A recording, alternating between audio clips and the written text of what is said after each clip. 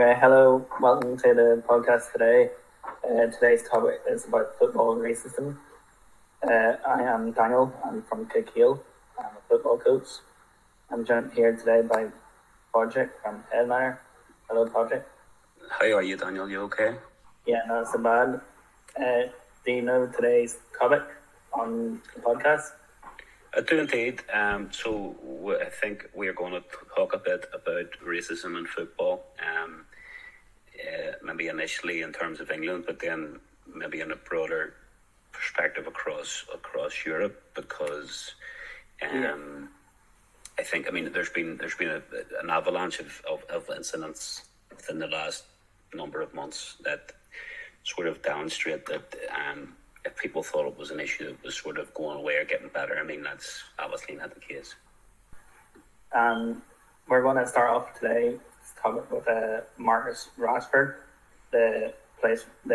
He had some racist abuse quite a while now, so he has, from the first lockdown after what he's done, for the pandemic, trying to get free school meals.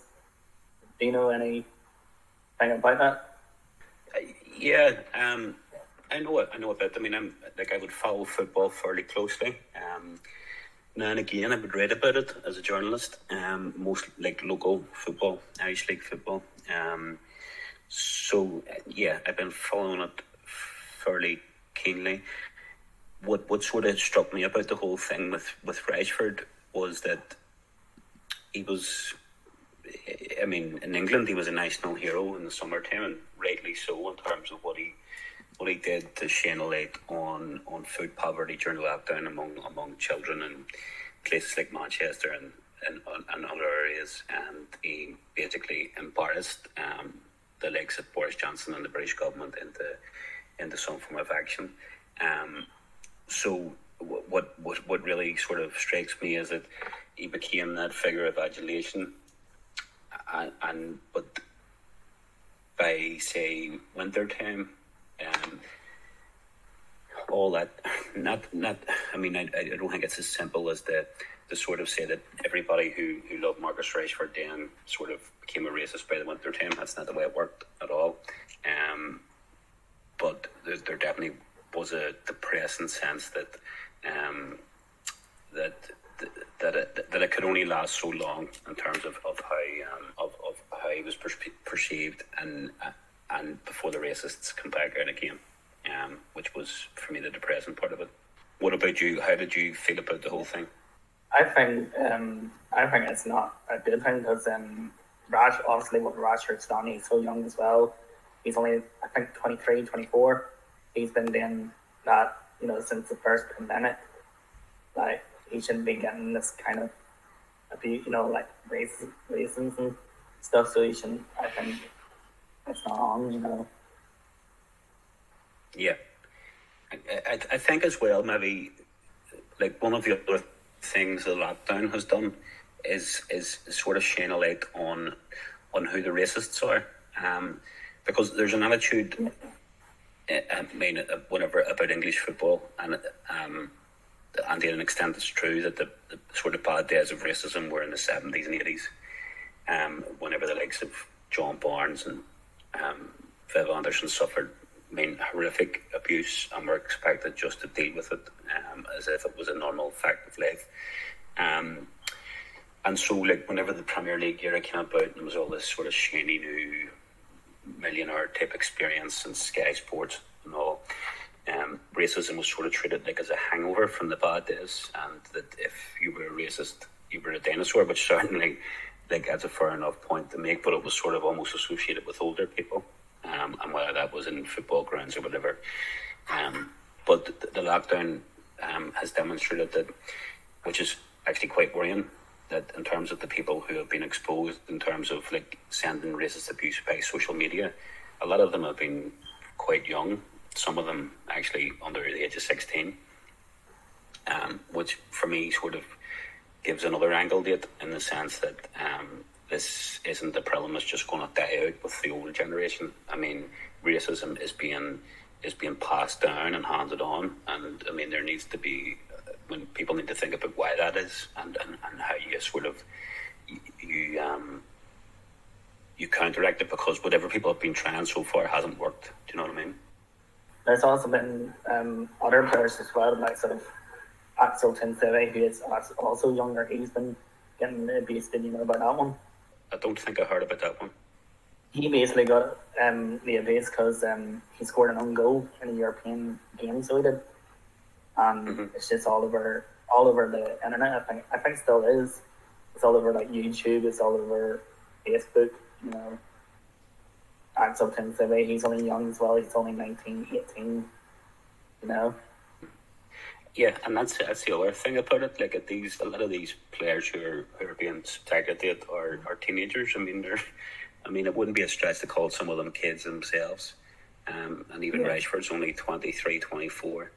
I mean, do you expect them just to sort of suck this up or whatever? I mean, it's that's not the right. That's definitely not the right approach. But I mean, what do you think about? I mean, has the racism over the last sort of few months in football surprised or shocked you, or is it something that you think is just never gone away? I think it's just something that's never going away because it's just depending on the game as well, on the performance as well, you know, on the players. You know, just I just don't think it's going to go away anytime soon. Yeah. So I don't. I mean, and I don't want to sound defeatist about it either, because like whenever I was a kid, I used to go to Irish League games every weekend. Because I obviously had terrible taste in football. So I used to follow Cliftonville week in, week out with my dad initially, and then with my mates when I got a bit older. And so say this was like the late 90s whenever I started going to the games, and the sectarianism at the games was absolutely appalling. I mean, to think back now in terms of what was deemed acceptable was it was wild. It was absolutely wild, and that's obviously the society we came from and all that type of stuff. And I'm not for 1 second suggesting that sectarianism in society is going away or it's no longer a problem. It most definitely is. But Irish League games are not what they used to be. I mean, the last Irish League, I haven't went to many in recent years, but the last one I was at was actually at Windsor Park. And it was a match between Cliftonville and Linfield, which anybody who knows Irish League football knows it's like a Celtic Rangers game in the sense in terms of the intensity of the rivalry because of the background of the two teams and their supporters. But I was in the stand and with my mates, and there were a couple of young fellas at the front began singing a sectarian song, which I'll not. I mean, there's no need even to sort of give a context in terms of the words. I mean, it was bigoted and sectarian. But whereas previously, I mean, if people didn't join in, I mean, it certainly wouldn't have been tolerated. But what actually happened that night was that a fellow in front of us, or in front of them, turned around on his own and told them to stop in no uncertain terms on that, repeat his language, but told them to stop immediately, and they did. I mean, it was cut out immediately, and so I just thought that's a real positive thing in the sense that it's not as if stuff like this. I mean, certainly racism or sectarianism doesn't go away if it's not challenged. But I think the positive thing is that, I mean, in the Irish League is a good example that if it is challenged, I mean, it can get better. Do you know what I mean? But it takes people sort of standing up and saying this is out of order. Do you know what I mean? Yeah, I think you're right there. I think it will. You know, it could get it will get better, but we're speaking like other leagues. We're speaking like Celtic and Rangers, for example. How do you think that will, you know, the racism there in the Scottish League? I don't think there's any easy solution to it, but like I say, I think it has to start in the sense that people sort of stand up to be counted, if you like. It shouldn't be left. I mean, whether it's a player on the pitch or somebody in the ground who's being subjected to abuse, they shouldn't be left feeling isolated. I mean, what should be happening is that other people are putting their necks on the line. And I'm not suggesting anybody puts themselves in physical danger, but people should be definitely standing up and being counted in the sense of that the person on the end of the abuse is feeling solidarity and doesn't feel alone, and I think that's where it starts. Do you know what I mean? Yeah. But I mean, you were saying there at the start that you're a football coach yourself. Who do you coach? I coach my little team called Donovan FC in Kilkeel. And he's obviously haven't been playing much recently. No, but we're hoping to get back soon, so we are. Mm-hmm. And I mean, do you have any sort of experience of racism at a local level on football? No, not really, because well, where I live, we're mixed, so we're mixed between religions, so we're all get along all okay, so we do. So.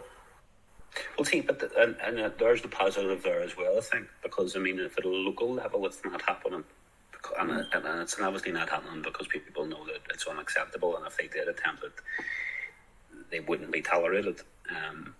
And like even the Irish League, I mean, in terms of that, so and change generally comes that way. It generally doesn't come from the top down; it comes from the bottom up. So I mean, there's definitely hope there. I mean, in terms of how you tackle it.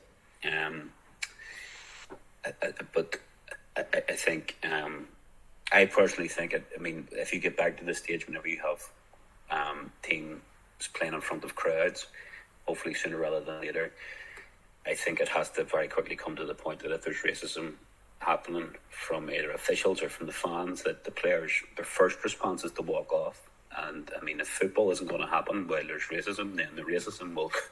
I mean, people will need to make a choice between what do you want? Do you want your racism or do you want your football? Yes, I think exactly. people need to be forced to make that choice. Do you know what I mean? We were talking about her before about the PSG and Bashkir. The Turkish team. That match, yeah. Yeah, and that was a strange one because it was actually one of the match officials. I think it may have been the referee or one of his assistants who sideline. Was alleged to have singled somebody out on the bench because of the colour of their skin. But I thought the response of the two teams was brilliant, and the fact that they walked off and refused to play the match again until the next day with new officials. I mean, does that? I mean, what do you think about how do you think it should be tackled, or how can it be tackled? I think what the players done there was actually pretty good, because they're actually standing up for themselves. They're they take the nail down, before the game, so they do, just try to stop it, so they do. I just think they're just doing a good job, trying to prevent it from happening. Yeah. I think it's down to people setting an example as well, isn't it? I mean, I think because I remember we were talking before, was it a couple of weeks ago? We were talking about the example of James McLean. And, he was the abuse that he was suffering, and what he actually had to do eventually was the other week come out because he felt so isolated and there was no support there that he had to sort of put it out there in terms of the abuse he was suffering before people would publicly come out and support him. So I think that's when stuff starts to change. Do you know what I mean? Whenever there's a light shone on it. Yeah. It's just not the Premier League, it's just every single league, every single competition. Yeah. I mean, I think it's an issue across Europe. I mean, we've got Marie on the line here as well today, who's one of Headliner's project workers in Derry, but originally hails from France. And I know, Marie, you were saying before that, I mean, you used to follow football in France when you were a bit younger. I mean, what's your sort of take on racism in football in France? Is it something that has gone away, or is it still there? Or? Unfortunately, it's something that's still there. It's always been there, as long as I've remembered.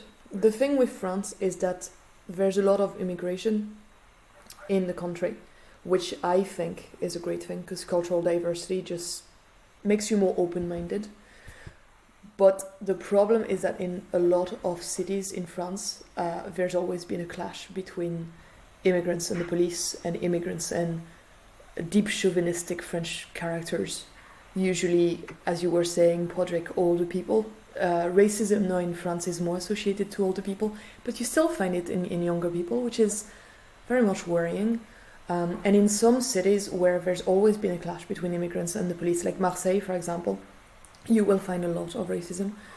And that transpires in football a lot. In football, more than in any other sports, there is a lot of racism, casual or very much aggressive, name-calling and things like that. There are a lot of exceptional players in France at the minute who are of Algerian or Moroccan descent. And there's always that sort of latent hypocrisy where when those players are winning and they're very good, they are beloved. And if their game sort of drops a little, the name calling resumes, and you're sort of like, this is really hypocritical. You know, it always reminds me of Andy Murray. When Andy Murray wins a game, he is British. The tennis player? Yeah, the tennis player. When he wins a game, he is British. Yeah. When he loses a game, he's Scottish. Yes. Well, yes. There's very much that in football in France. If a player is very good, it's sort of like, oh, son of France. Yep. Like, you are welcome and everything. And if he's not good, it's just like, oh, look at that Algerian player. And you can't have it both ways. And you can't have it the nasty way anyway. It's just, it's 2021. But I feel like every time we go one step forward, there'll always be a part of the population that tries really, really hard to make it 2 steps back. Yeah.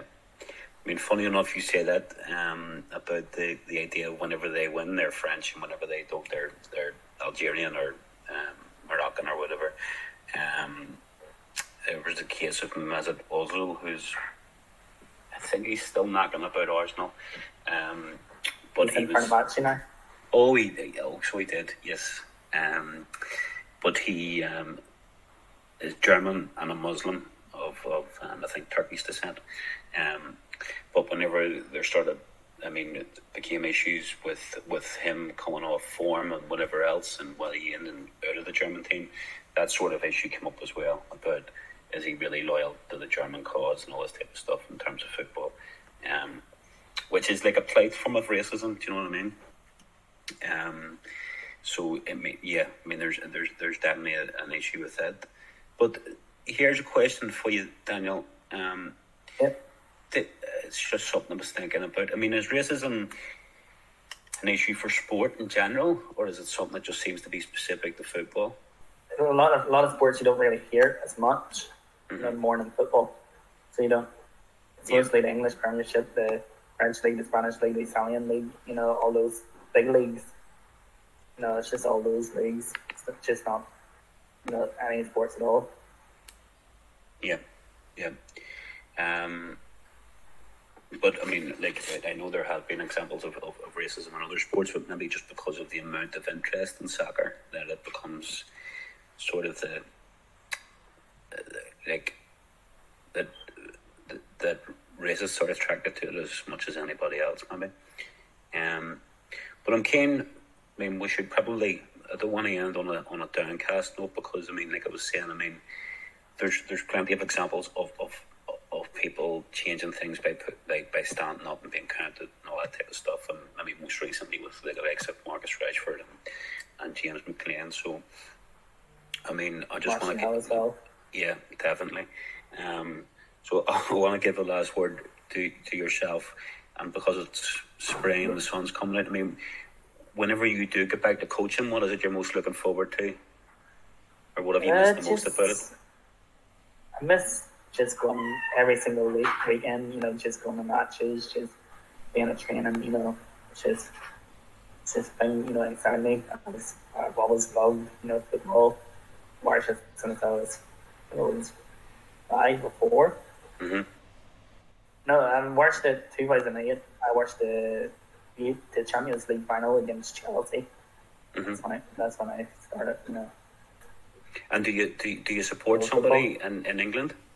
Yes, I do. I support Manchester United. Right. Okay. I'm a Liverpool fan, but we'll not fall out over it. So how do you think they're doing at the minute? They're doing all right. I think I just think it's just the players that we're missing. You know, the likes of Cavani, Pogba, Donny van de Beek. You know, all those ones. You know, for the bench. But that new guy, what's his name, Adnan Diallo.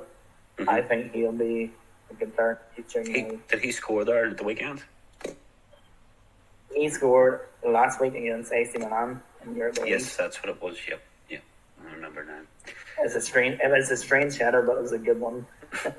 I didn't see it. I was listening to it on the radio.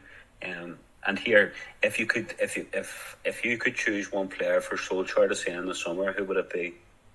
Any dream signing, whether it's realistic. I'm going to say Mbappe. It has to be Mbappe. I would. I mean, if I could choose somebody for Liverpool to sign, it would be Mbappe as well. I think the guy's a superstar. It would be either him or Haaland. Yeah. Thank you for listening. I hope you enjoyed it. Hopefully, they'll stop the racism in football.